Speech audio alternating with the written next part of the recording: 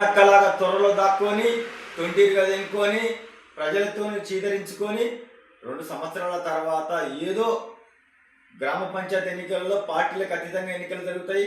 అక్కడ కొన్ని వర్గ విభాగాల ద్వారా కొందరికి టికెట్ వస్తే ఇంకోరికి రాలేదని ఎమ్మెల్యేలు ఎంపీలకి చేయక గ్రామాలలో ఉన్న వర్గ కుటుంబాలకు పడక స్థానిక సంస్థలు కాబట్టి మేము గెలిచి ఏ పార్టీలో గెలిచినా ఇండిపెండెంట్ గెలిచినా రెబల్గా గెలిచినా ఎట్లా గెలిచినా మేము కాంగ్రెస్కి పోతామని చెప్పి అక్కడ స్థానిక పరిస్థితులలో 1000, 1500, 2000 ఓట్లలో చేసి గుర్తులకు సంబంధం లేకుండా గెలిచిన కాంగ్రెస్ పార్టీ అభ్యర్థులు గెలిచిందో 66%.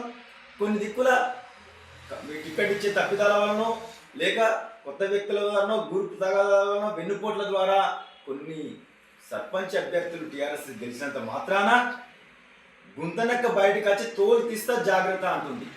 ఒక్కరోజు వచ్చి అసెంబ్లీకి వచ్చి తెలంగాణ రాష్ట్రంలో గత 10 ఏళ్ళు నువ్వేం చేసినావు, ఏం అభివృద్ధి చేసినావు చెప్పలేదు. మహబూబ్నగర్ గురించి ఇవాళ నువ్వు మాట్లాడుతున్నావు. మహబూబ్నగర్కు గతంలో నువ్వు పార్లమెంటు సభ్యునిగా ఉన్నావు, మహబూబ్నగర్ జిల్లాను దత్తత తీసుకున్నావు. ఆ 10 ఏళ్ళలో నువ్వు ఎందుకు నీటి సమస్యల మీద మాట్లాడలేదు? ఇప్పటికైనా నువ్వు వెలిసిపోయినావు. రాబోయే పార్టీ గుర్తు ఎలక్షన్లో నీకు తగిన గుణపాఠం జరుగుతుంది.